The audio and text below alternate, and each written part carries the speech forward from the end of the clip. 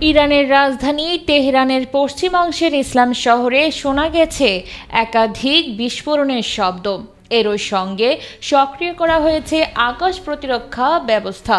সরাসরি প্রত্যক্ষদর্শীদের সামাজিক যোগাযোগ মাধ্যমের বরাতে এই তথ্য জানিয়েছে ইরান ইন্টারন্যাশনালের একটি লাইভ সম্প্রচার। তবে এই বিস্ফোরণের প্রকৃত কারণ, ক্ষয়ক্ষতি বা হতাহতের ঘটনা সম্পর্কে কোনো নিশ্চিত তথ্য এখনও প্রকাশ করা হয়নি। ইরান ইন্টারন্যাশনালের প্রকাশিত ভিডিও ফুটেজে দেখা যায় আকাশে দফায় দফায় আলোর ঝলকানি ও বিস্ফোরণের শব্দ। এর আগে টানা 12 দিন চলা সংঘাতের অবসান ঘটিয়ে ইরান ও ইসরায়েল যুদ্ধবিরতিতে সম্মত হয়, কিন্তু বিরতির মধ্যেও উভয় পক্ষ একে অপরকে চুক্তি ভঙ্গের অভিযোগ করে আসছে। ইরানের আশঙ্কা, ইসরায়েল যে কোনো সময় আবারও আক্রমণ চালাতে পারে।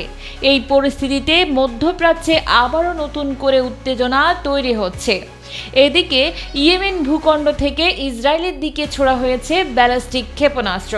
ফলে ইসরায়েলের দক্ষিণ পশ্চিমাঞ্চলের বেরশেবা, দিমোনা ও আশপাশের শহরে সাইরেন বাজিয়ে সতর্কতা জারি করা হয়। আজ শনিবার টাইমস অফ ইসরায়েলের একটি লাইভ প্রতিবেদনে বিষয়টি নিশ্চিত করা হয়। ইসরায়েলি প্রতিরক্ষা বাহিনী আইডিএফ জানায়, তারা হামলার পরপরই ক্ষেপণাস্ত্রগুলো ভূপাতিত করার চেষ্টা করে। তাদের দাবি, ইরান সমর্থিত ইয়েমেনের হুতি বিদ্রোহীরা এই হামলা চালিয়েছে। পরবর্তীতে আইডিএফ জানায়, তারা সাফল্যের সঙ্গে ক্ষেপণাস্ত্রগুলো ধ্বংস করতে সক্ষম হয়েছে এবং এ ঘটনায় কোনো হতাহতের খবর নেই।